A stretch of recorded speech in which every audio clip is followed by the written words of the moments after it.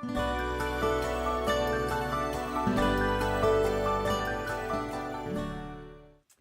good friends, it is April the 17th. Read through the Word. It is wonderful to be with you today. David has had more in, oh my goodness, what he has experienced. Let's just listen to the headline. So we had him, he's in the cave, he's written some beautiful poetry, some psalms. Then yesterday, oh my goodness, the slaughter of the priests. And how he must have felt so responsible for that. I can't even imagine.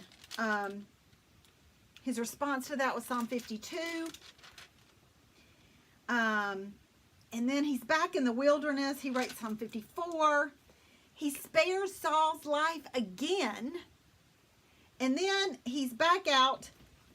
Hold on. Then we have Samuel's death. We can't forget that. So then he has this, like right in the middle of his story is this whole life, this whole little like intermission, this little pause, this little something here with Nabal and Abigail. And we know here from the story that he takes Abigail as his wife, but he has this little moment with Nabal. And I really don't understand it, honestly. He gets really, really insulted that Nabal won't pay him or won't show him respect, won't acknowledge that he took care of his sheep and protected his flock and his flock and his cattle and all that from the Philistines. Now, I don't know. Here's the thing, that the missing piece of the puzzle, and maybe I'm missing this in Scripture, and if I am, somebody let me know. But I did not see anywhere in contract or in context where they struck up an agreement and he was hired to protect Nabal's empire. I don't see where that happened. So therefore, I don't see how David has the right to get all sideways about the fact that he's not paying him or not, giving him food or whatever for the protection. Now, this was a rich man. Nabal was a rich man. And David Uzick says this: there are four kinds of riches. There are riches in what you have, riches in what you do, riches in who you know and what you know, and riches in who you are, riches of character. Nabal is a very rich man, but only rich in what he had. He had the lowest kind of riches. In fact, his name meant fool. So David wasn't dealing with a man of character. And I don't know if he knew that. We don't know if they had a previous relationship. It would be unheard of, really, for Nabal not to know who David was. So for him to say, who is this David, this son of Jesse? It was more kind of like dissing him.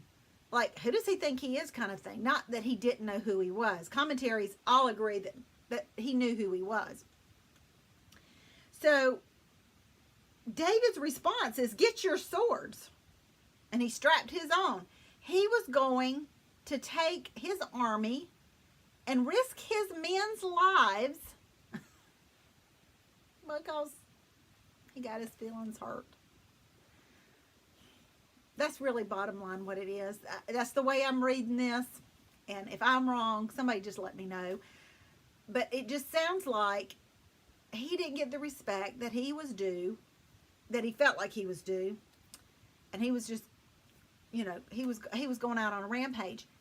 Now, some of the commentaries, and this led into this. Now, this could be a response to he's still feeling really bad and feeling guilty and responsible for the priest's death.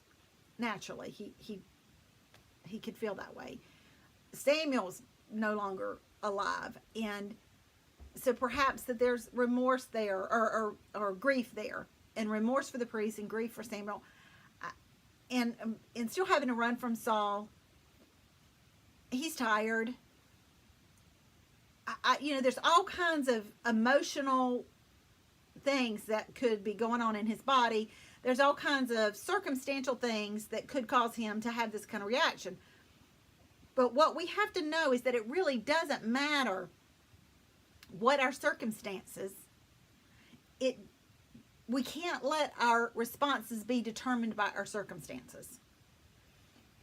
We can't. Whether we're responding in anger, whether we're responding in joy, joy not necessarily, but for example, I don't even know how to put this in a word, but for example, like when my children were young and they did something really good, I wanted to bless them. Well, I could bless them with the next time we went out to get them a free Frosty at Wendy's, or one of those little free ice cream cups that you turn in your gift for at Chick-fil-A. You get a free ice cream cup. I could bless them like that. Or I could go over the top. And I'm so proud of you for cleaning up your room. I'm going to buy you a new bike. Right? So regardless of what it looks like, our responses can't be determined by our circumstances. We got to keep ourselves in check mentally and emotionally, physically, spiritually.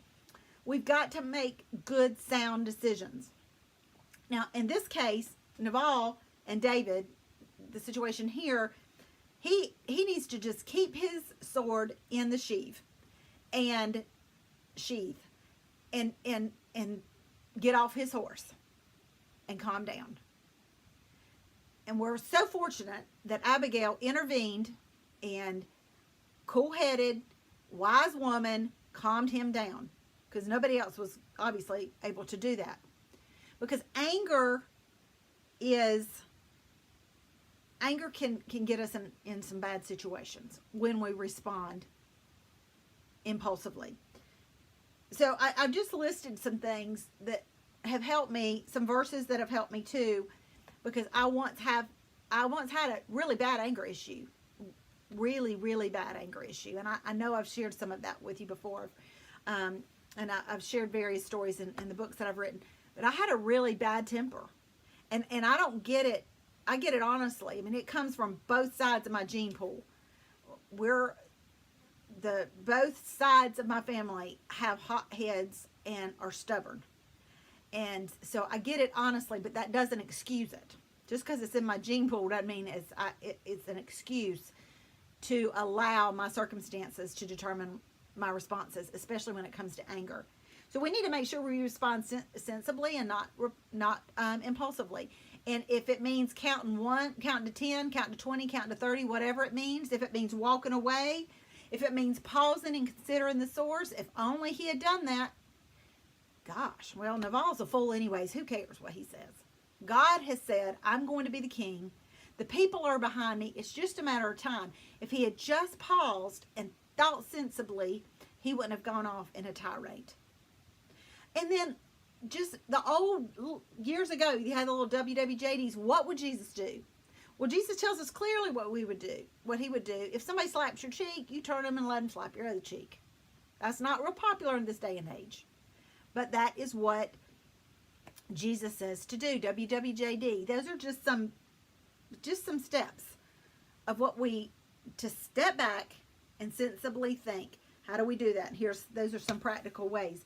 Remember that anger is not a sin, but it will lead to sin. I mean, Jesus himself got angry, but he didn't let his anger lead to sin. Again, we can't let our response be controlled by our circumstances. Reach out in peace. When all else fails, reach out in peace, because Scripture tells us, Romans tells us, Paul tells us in Romans, whenever it's possible up to us, live at peace with one another. And if that means I'm at peace with you, but you may not be at peace with me, but I'm at peace with you, I'm going to go this way and you stay your way, that's what that means. So whenever possible, live at peace. And then let's rely on God to settle the account, or settle the score, whatever we might want to call it. We have seen, he went back and he took out the Amalekites because they were not nice to the Israelites when they came out of Egypt hundreds of years ago. So we have to trust God's judgment, or his justice, and his timing of that justice. We have to trust it. Even if we don't ever see justice served, we have to trust that it will be served. There's a lot of people who have made me angry over the years, and there's a situation actually in my family that I have not seen justice served. And I might not ever see it served, but I know it will be served on Judgment Day. Justice will be served. And I can let that situation ruin my life, or I can let God handle it and move on and live the life He died to give me. And that's what I've chosen to do. Not because this is easy, because it's not. There's nothing easy about any of this. But with a life surrendered to the Spirit and the Spirit's work, the impossible is possible. Does it still come up? Yes. Does it still make me mad? Yes. But then I have to go back, calm myself down, say, all right, God's got this. There ain't nothing I can do about it. I'm going to move on. Because I'm not going to let that situation rob me of what God has for me. And that's what we do when we carry that anger and all that resentment around with us. So let's let God do His thing. Let's let God be God. He's the God. He is justice. He is for justice, and He will get justice. Let's keep our sword in the sheaths and let God handle the rest. We'll see you next time on Read Through the Word.